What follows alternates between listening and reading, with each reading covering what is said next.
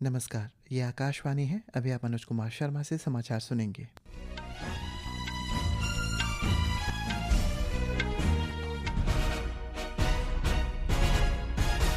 पहले मुख्य समाचार। बिहार में मतदाता सूची के चुनाव आयोग द्वारा किए जा रहे विशेष गहन पुनरीक्षण पर सुप्रीम कोर्ट ने सुनवाई।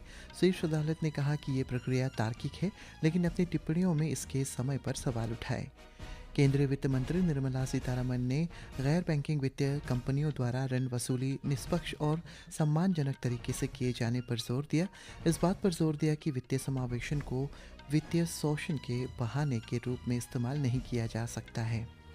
ईडी ने सट्टेबाजी ऐप्स का समर्थन करने के लिए विजय देवराकोंडा, प्रकाश राज और राणा डग्गुबाती सहित 29 हस्तियों पर मामला दर्ज किया। मौसम विभाग ने अगले 2 दिनों के लिए मध्य प्रदेश, छत्तीसगढ़ और विदर्भ में भारी बारिश का ऑरेंज अलर्ट जारी किया। भारी बारिश से गुरुग्राम ठप। और क्रिकेट में भारत और मेज़बान इंग्लैंड आज लॉर्ड्स में एंडरसन तेंदुलकर ट्रॉफी के तीसरे टेस्ट मैच का मुकाबला खेल रहे हैं। अब समाचार विस्तार से। सुप्रीम कोर्ट ने आज कहा है कि बिहार में चुनाव आयोग द्वारा मतदाता सूची का पुनरीक्षण संविधान के अधिकार क्षेत्र में है, लेकिन उसने विशेष गहन पुनरीक्षण SIR के समय पर सवाल उठाया है। कोर्ट ने पूछा है कि इस प्रक्रिया को बिहार विधानसभा चुनाव से क्यों जोड़ा जा रहा है और ये पूरे देश में है, चाहे चुनावी किसी भी राज्य में क्यों न हो रही हो। न्यायमूर्ति सुधांशु धुलिया और न्यायमूर्ति जॉय माल्या बागची की पीठ ने टिप्पणी की है कि अगर चुनाव आयोग को नागरिकता की जांच करनी थी तो उसे इसमें मामले में पहले ही कार्रवाई करनी चाहिए थी।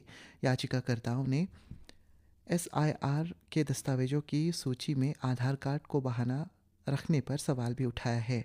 चुनाव आयोग ने तर्क दिया है कि भारत में मतदाता होने के लिए नागरिकता की जांच आवश्यक है और आधार को नागरिकता के प्रमाण के रूप में इस्तेमाल नहीं किया जा सकता है।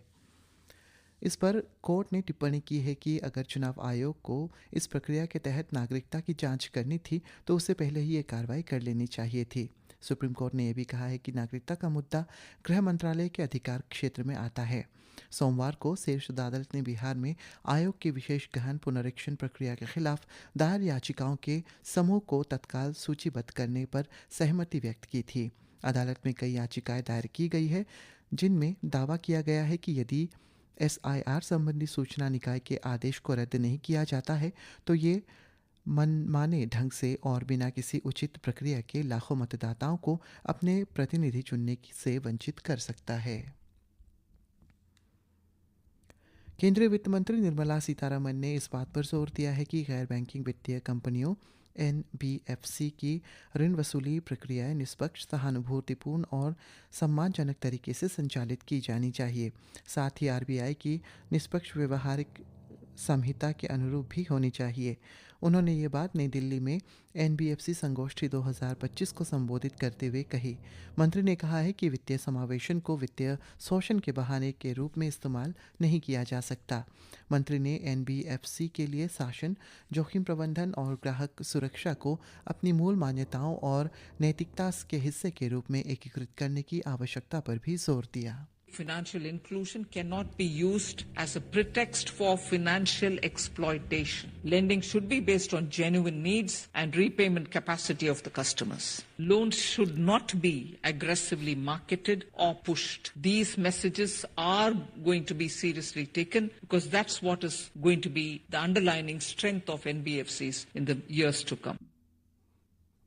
गृह मंत्री अमित शाह की अध्यक्षता में पूर्वी क्षेत्रीय परिषद की 27वीं बैठक आज रांची में शुरू हुई।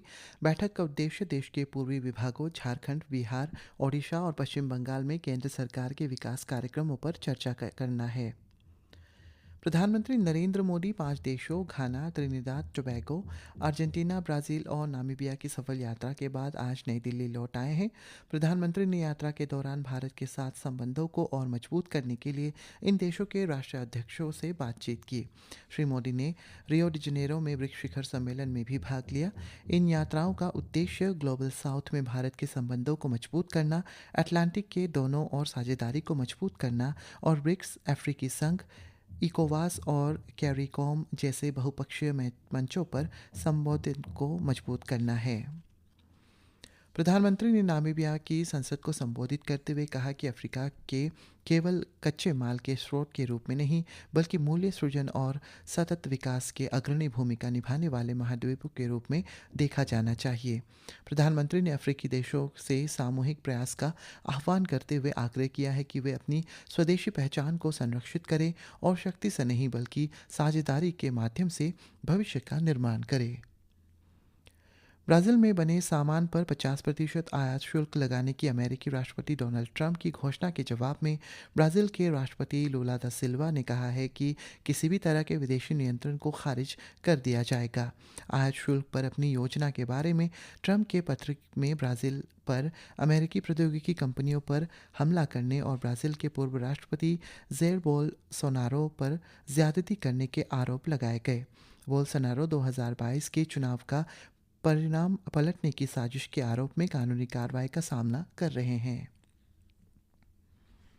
प्रवर्तन निदेशालय ने जुआ खेलने की अवैध एप्लीकेशन को कथित रूप से बढ़ावा देने के लिए 29 अभिनेताओं, इन्फ्लुएंसर्स और यूट्यूबर्स पर धनशोधन का मामला दर्ज किया है।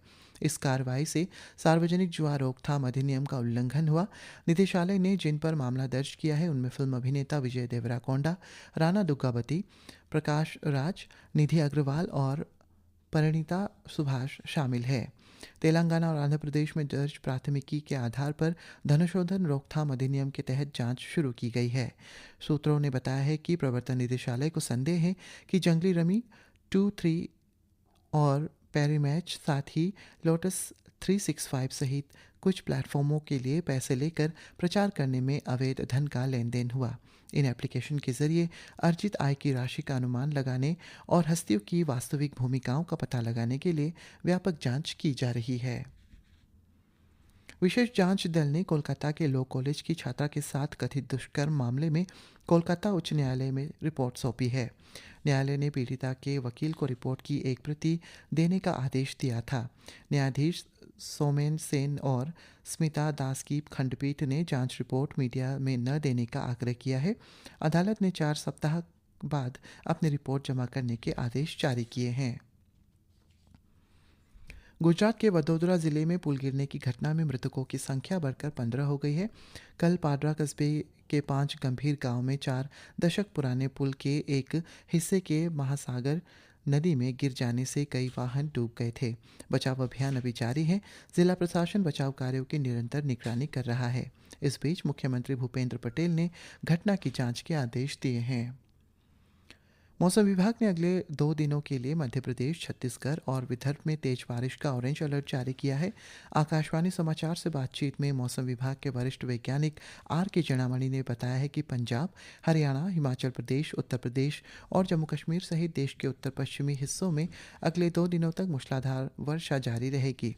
उन्होंने बताया कि उत्तर पश्चिम भारत में अगले 2 से 3 दिनों और मध्य प्रदेश में अगले 4 से 5 दिनों के दौरान मूसलाधार वर्षा जारी रहने की संभावना है। विभाग ने कहा है कि असम, मेघालय, नागालैंड, मणिपुर, मिजोरम और त्रिपुरा में भी आज तेज बारिश हो सकती है।